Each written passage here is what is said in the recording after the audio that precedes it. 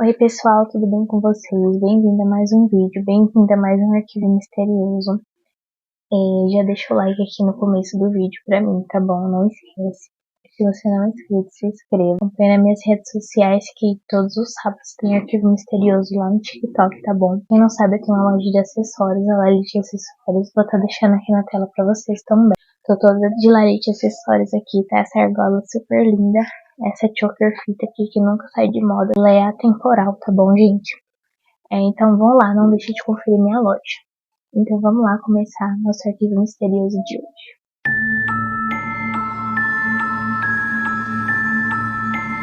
Lindy Sue Bienchler nasceu em 31 de janeiro de 1956. Seu pai era Wayne Little e sua mãe Edna Little. Não encontrei muitas informações sobre a infância da Lindy, o que se sabe são poucas coisas da infância dela e é o que eu vou contar pra você. Quando ela era criança, os pais dela acabaram se separando e o pai dela teve mais um filho, o Michael Little. Quando a Lindy estava no ensino médio, ela acabou conhecendo o Philip. O Philip era um pouco mais velho que ela. Enquanto ela estava no ensino médio, ele já estava na faculdade. E o Philip ele trabalhava na Hertz, uma famosa concessionária de veículos que tem nos Estados Unidos. Na faculdade ele estudava arte. E a Lindy, ela estava no ensino médio ainda, mas ela acabou fazendo uma especialização em negócios. Em outubro de 1974, ela e o Philip se casaram. Ele era 5 anos mais velho que a Lindy. Enquanto ele tinha 24, ela tinha 19. Em 1975, depois que eles se casaram, ela acabou virando contratada de uma floricultura em Menor-Tapsham. Ela e o Philip se mudaram para um primeiro andar de um apartamento. Aqueles apartamentos bem típicos, aqueles de tijolinhos vermelhos que tem nos Estados Unidos. A Lindy, ela falava que ela gostava bastante do apartamento, mas que ela não se sentia segura, como se ela estivesse prevendo alguma coisa, que ia acontecer com ela. Ela falava que gostava dali, mas que ela não se sentia totalmente segura. Parecia que tinha alguém. Um certo dia ela contou que ela estava na cozinha da casa dela e ela viu alguém observando ela pela porta de vidro, que era a porta de entrada do apartamento. E ela ficou muito assustada, achou aquilo muito estranho e a partir desse momento ela começou a ficar com muito medo de ficar sozinha. Em outro acontecimento, ela estava em casa com o Philip e o irmão dela, o Michael. Eles estavam jantando e conversando, quando de repente eles ouvem um barulho muito alto vindo do quarto, um barulho de alguma coisa quebrando, e eles foram ver o que tinha acontecido e o espelho do quarto deles, estava totalmente quebrado. Alguém tinha quebrado o espelho, então quer dizer que alguém tinha entrado na casa, alguém tinha tido acesso para poder quebrar esse espelho. A partir desse dia ela ficou traumatizada, ficou com muito medo de ficar sozinha, e ela fez o Philip checar todos os cômodos da casa, todos os lugares, para ver se não tinha ninguém.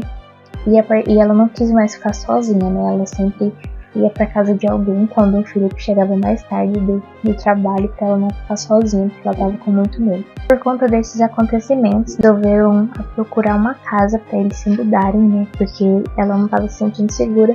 O Philip queria mais espaço também, para casa, e a Lindy queria um cachorro, E nesse apartamento eles não podiam ter. Então eles começaram a pesquisar vários imóveis para eles poderem se mudar daquele lugar. E ela gostava muito de trabalhar na floricultura, Que ela tinha ganhado um cargo de gerente, mas como ela gostava de montar os buquês, ela ficou ali trabalhando na montagem de buquês mesmo, não quis se tornar gerente.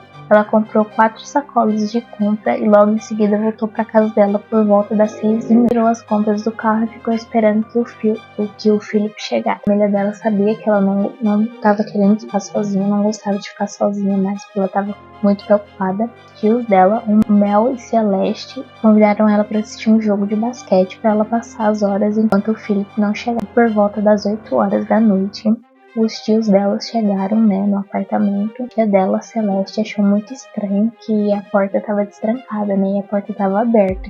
E a Lindy não costumava fazer isso. Quando ela entrou, ela viu que a luz da sala estava acesa, porém não tinha ninguém lá, então ela começou a chamar pela Lindy, muito preocupada. A Celeste, ela viu que ainda tinha algumas sacolas, espalhadas pela casa, então ela continuou andando até que ela encontrou a Lindy na cozinha. Ela estava completamente vestida, ela estava deitada de costas para o chão, ela estava com a faca de açougueiro cravada no pescoço, com um cabo enrolado em um pano de prata, e ela havia sido esfaqueada 19 vezes. E desesperada, Celeste liga para a emergência e não demorou muito para eles chegarem até o local. Quando os policiais chegaram, eles já notaram que se tratava de uma cena de assassinato. Autoridades, eles resolveram ligar para os familiares da Lindy para contar o que tinha acontecido.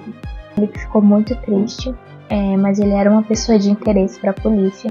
E o pai da Lindy, ele ficou muito traumatizado. As pessoas estavam com medo, de acontecer alguma coisa com ele, um mal súbito ou algo do tipo, porque ele ficou em estado de choque, ficou muito assustado com essa notícia. A polícia inicialmente achou que seria um roubo seguido de morte, Mas eles viram que não tinha nada mexido, não tinha nada fora do lugar, estava tudo completamente arrumado e limpo.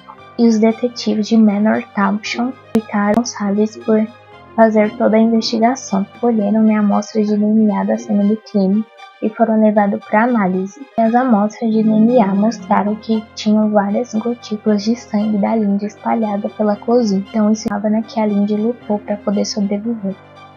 E também tinha algumas pegadas grandes, que a polícia disse que podia ser de homem na cozinha.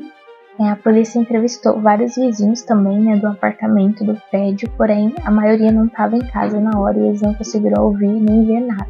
E a autópsia da Lindy saiu e indicou que primeiro ela tinha sido esfaqueada no coração, e depois no pescoço.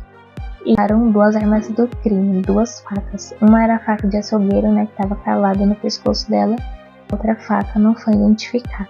Então a polícia supôs, que o próprio assassino tinha levado da casa dele ou de algum lugar, que essa arma não era da casa da Lindy, diferente da arma que foi encontrada no pescoço dela, que era uma faca da própria cozinha dela. Então a polícia começou a pensar, se não tinha algum motivo para ter feito isso, já que não tinha sido roubo nem nada do tipo. Até 7 de fevereiro de 1976, a polícia entrevistou mais de 300 pessoas, mas não chegou a nenhum resultado. Meses depois, uma mulher de 43 anos acabou sendo esfaqueada, muitas vezes igual a Lindy. Então a polícia percebeu a ligação dos crimes e logo eles pararam em cima desse caso também.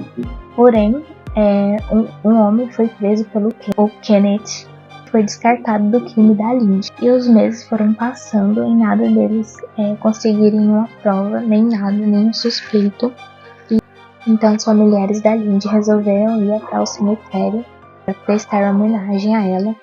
E quando eles chegaram lá, eles viram que a sepultura dela estava toda pichada de vermelho, toda destruída. Estava com marcas de arranhões. E somente a sepultura dela que estava assim, as outras do cemitério estavam intactas. E um ano depois, no ano seguinte, uma carta identificada como urgente chegou ao departamento de polícia de Manor Township, endereçada ao detetive Schiller. A carta misturava letra cursiva com letra de forma. A carta era dividida em 2 partes. A primeira parte alegava ser o assassino e a segunda parte a pessoa alegava ser amigo do assassino, conhecer o assassino. A carta dizia: "Oi Schiller, você não me pegou ainda. O túmulo da Lindy apenas me excitou. Ela parecia ensanguentada como uma pintura. Arranhões e as marcas de corte representam as facadas. Imprima esta carta com uma foto do jornal Lancaster à noite de sexta-feira para o jornal de sábado. E eu posso confessar quando voltar da minha viagem. Você vê que o mundo me deve a vida. Talvez eu lhe dê algumas dicas de quem eu sou. Preso algumas vezes por droga, alguns anos atrás, em West End de Lancaster Suburbs.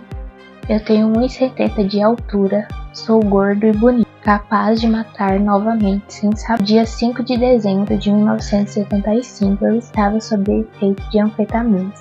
Sou um homem bem educado na comunidade, solteiro e bom partido. Mas por Deus, me ajude, estou perdendo a cabeça. Elas só me acalmam temporariamente. Deus me perdoe. Por favor, imprima o jornal para que eu saiba que você entendeu. Eu te escrevo de novo. Deus, o que eu fiz? Eu preciso de um padre." E a segunda parte é supostamente escrita por um amigo dele, dizia: "Ajude-me, por favor, delegado Schiller. Meu amigo confessou o assassinato de Lindy Sue Bienchler. Faço o que ele pede. Imprima essa carta na primeira parte do jornal. Não estou ciente agora de suas intenções e ele está mentalmente doente. Quando a carta aparecer no jornal, ele se entregará." Ele descreveu o relacionamento que ele e a Lindy tinham. E ele só percebe isso agora. Estava drogado. Por favor, ele está dormindo agora. Por isso terminei a carta. Tudo que eu posso dizer é que meu amigo frequenta o shopping Manor à noite e o campus ao redor. Ele entrará em contato com você muito em breve. E quando ele disser algo a você, traga um padre católico para a delegacia. Então essa foi a carta, né, as duas partes. E a polícia não estava acreditando muito que aquilo era verdade. Havia muitos detalhes, né, que o assassino poderia saber, né. Tudo que apareceu na carta é o que estava nos jornais. Então eles acabaram não levando a sério e não acabaram postando nada nos jornais. E 3 anos depois, o perfil de DNA do assassino foi levantado ao Banco de Dados Nacional, também conhecido como CODES, para eles verificarem, né, se havia alguma correspondência, né, se o DNA do assassino estava, né, no banco de dados. Então, se a pessoa nunca tinha cometido crime, né, não tinha o DNA da pessoa lá. Então não tinha como encontrar, e foi o que aconteceu no caso da Lindy. Então, por muito tempo eles não encontraram nada, não tinha nenhum DNA parecido com aquele. Então as autoridades tinham apenas 3 evidências, né? A cena do crime, o túmulo e a carta, que era possivelmente falsa. Até que em junho de 2006 o caso da Lindy foi escolhido. O vídeo CQ Society pelo seu programa de inclusão de 50 voluntários, que tinham entre eles cientistas forenses, psicólogos e membros da polícia. Então eles se reuniram, né, para tentar desvendar o caso. Então eles se reuniam para analisar casos arquivados, né, que não tinham solucionados. E o Michael, né, o irmão da Lindy, ele entrou em contato com um parente de uma vítima que tinha acontecido quase a mesma coisa que a Lindy, porém não deu em nada. E o Michael também chegou a alugar um outdoor, né, para falar sobre o caso da Lindy, colocou a imagem da Lindy no outdoor e tudo mais, porém não deu em nada também. Ele estava sempre ali se esforçando, né, para tentar solucionar o caso da irmã, até que em fevereiro de 2021 tudo mudou. David Sinopoli estava se preparando para pegar um voo no aeroporto internacional da Filadélfia. Ele acabou tomando uma xícara de café e sem que ele percebesse, ele já era alvo das autoridades por algum tempo. Então, sem que ele percebesse, as autoridades foram lá e pegaram essa xícara, né? Ele descartou no lixo e eles recolheram para análise de DNA.